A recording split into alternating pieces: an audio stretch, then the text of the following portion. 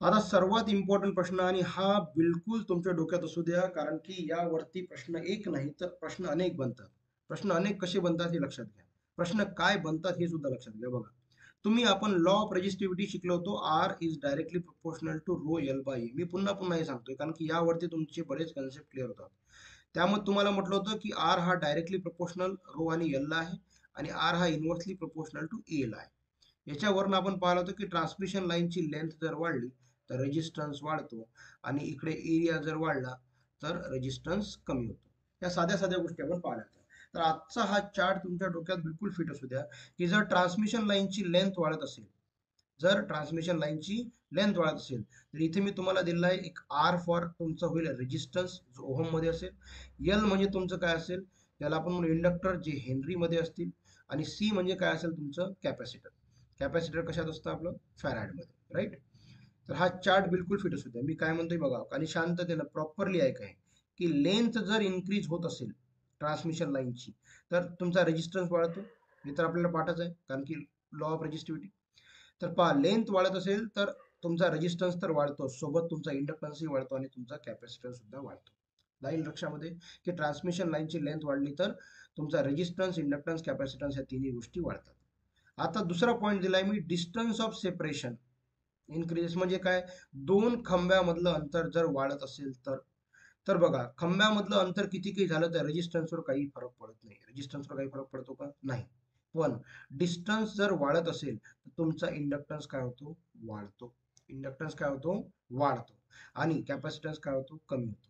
याला तुम्हाला लक्षात ठेवावंच लागेल. याच्यावरतीच तुमचं रिलेशन बनेल. आणि पेपरमध्ये प्रश्न कसा येतो, की जर दोन खांब्यामधलं अंतर वाढत असेल तर कॅपॅसिटन्सवरती काय फरक पडेल. तर कॅपॅसिटन्स काय होतं, डिक्रीज होतं.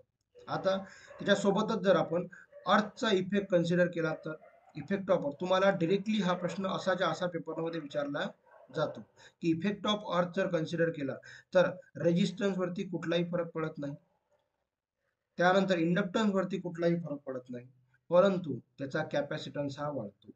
कारण की चार्जिंग डिस्चार्जिंगची प्रोसेस वगैरे आपण ते नंतर शिकूया, कारण चार्जिंग आणि डिस्चार्जिंग काय असतं वगैरे. पण फक्त साधारणतः काय लक्षात घ्यायचं आहे, की जर अर्थिंगचा इफेक्ट कन्सिडर केला आपण, तर फक्त काय वाढतं, रेजिस्टन्स वाढतं का नाही, इंडक्टर वाढतं का नाही, फक्त काय वाढतं, कॅपॅसिटन्स. त्यानंतर जर आपण हाईट ऑफ कंडक्टर वाढवली तर, म्हणजे टावरचे मोठे मोठे पाहिले, काही पोल एवढाले आहेत, काही मोठे टावर आहेत, तर हाईट ऑफ कंडक्टर जर आपण वाढवला तर लक्षात घ्या, रेजिस्टन्स वरती काहीच फरक पडत नाही, इंडक्टन्स वरती काही फरक नाही, फक्त कॅपॅसिटन्स काय होतं, कमी होतं. याला लक्षात कसं घ्या, जेवढा मोठा पोल तेवढा कॅपॅसिटन्स कमी. जेवढा उंच पोल, मोठा म्हणजे जेवढा उंच पोल तेवढाच आपण काय म्हणू, कॅपॅसिटन्स कमी. तर हे पूर्ण पॉईंट लक्षात होऊ द्या. पुढच्या दोन कन्सेप्ट काय, तर आपण हे दोन फॉर्म्युले आपण ऐकले. एकाला मी लिहिलाय एक्सेल, एकाला लिहिलाय मी एक्सी. तुम्हाला शब्द माहित आहे, इंडक्टर माहित असला तर एक शब्द अजून ऐकता तुम्ही, ज्याचं नाव आहे इंडक्टिव्ह रिॲक्टन्स. असा शब्द तुम्ही ऐकला, इंडक्टिव्ह रिॲक्टन्स.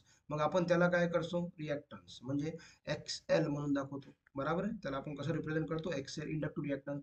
तर आपल्याला एल माहित आहे, एलचं युनिट काय होतं, म्हणजे एल म्हणजे इंडक्टर, त्याचं युनिट होतं हेनरी. आणि इंडक्टिव्ह रिॲक्टन्सचं युनिट काय होतं, ओहम. पहिला तर हा मुद्दा लक्षात होता. इथं दिसतो तुम्हाला कॅपॅसिटर, पण कॅपॅसिटिव्ह रिॲक्टन्स हा एक्स लागला पुढे, कॅपॅसिटिव्ह रिॲक्टन्सचं युनिट काय होतं, ओहम असेल लक्षात. तर इंडक्टरचा फॉर्म्युला, इंडक्टिव्ह रिॲक्टन्सचा फॉर्म्युला काय, X L is equal to pi F L. म्हणजे साध्या भाषेमध्ये तुम्हाला इथं काय दिसतंय, की इंडक्टिव्ह रिॲक्टन्स हा डायरेक्टली प्रोपोर्शनल आहे इंडक्टरला. पहा, लक्षात असू द्या, ठीक आहे ना. आणि इकडं कॅपॅसिटिव्ह रिॲक्टन्स आहे, याचा फॉर्म्युला काय, 1/2πfc. ओके. इथं काय दिसतंय, की एक्सी हा कशाला प्रोपोर्शनल, इन्व्हर्सली प्रोपोर्शनल आहे, सी ला. म्हणजेच इथं साध्या भाषेमध्ये, जिथे एल वाढत असेल तिथं एक्सेल सुद्धा वाढेलच. ओके. आणि इथं कॅपॅसिटर वाढेल तर एक्सी काय होईल, कमी होईल. बस एवढं जर तुम्हाला समजत असेल तर हा डब्बा अलग पाठ करायची गरज नाही. ओके. पुढच्याच डब्यामध्ये आपण बघूया. बघा, आधी काय पाहाल आपण, की इथे आपण काय पाहतोय, की इंडक्टर आपल्याला माहिती आहे. तर इंडक्टर वरनं आपण इंडक्टिव्ह रिॲक्टन्स काढू शकतो एक्सेल, ज्याचा फॉर्म्युला काय, 2πfl. आणि एक्स एक्स वरनं सी वरनं काय काढू शकतो आपण, एक्सी म्हणजे कॅपॅसिटिव्ह रिॲक्टन्स काढू शकतो, जो फॉर्म्युला काय, 1/2πfc. तर बघा, लक्षात कसं ठेवावं लागेल तुम्हाला. आता प्रश्न नेमके काय म्हणतात, पूर्ण प्रश्न. लेंथ जर वाढली तर काय होईल, लेंथ वाढली तर रेजिस्टन्स वाढेल, त्याच्यानंतर इंडक्टन्स वाढेल. इंडक्टन्स वाढलं तर इंडक्टिव्ह रिॲक्टन्स, कारण की डायरेक्टली प्रोपोर्शनल आहे, हे वाढलं तर हे सुद्धा वाढेल. तर इंडक्टन्स वाढलं तर इंडक्टिव्ह रिॲक्टन्स सुद्धा वाढेल. ओके. म्हणजे इथं एक्सेल सुद्धा वाढेल. आणि त्यानंतर कॅपॅसिटन्स वाढतंय, परंतु कॅपॅसिटन्स वाढलं तर कॅपॅसिटिव्ह रिॲक्टन्स काय होईल? कमी होईल. ओके, असा साधा हा कन्सेप्ट बनतो. प्रत्येकाला लक्षात आला असेल की आपण फक्त काय केलं याला, की मेन 3 कन्सेप्ट, कारण की 3 वरती सर्वाधिक प्रश्न येतात, रेजिस्टन्स, इंडक्टन्स, कॅपॅसिटन्स. पण जर कदाचित इंडक्टिव्ह रिॲक्टन्स आणि कॅपॅसिटिव्ह रिॲक्टन्स वरती जर प्रश्न आला तर हे फार सोपं आहे लक्षात घेणं.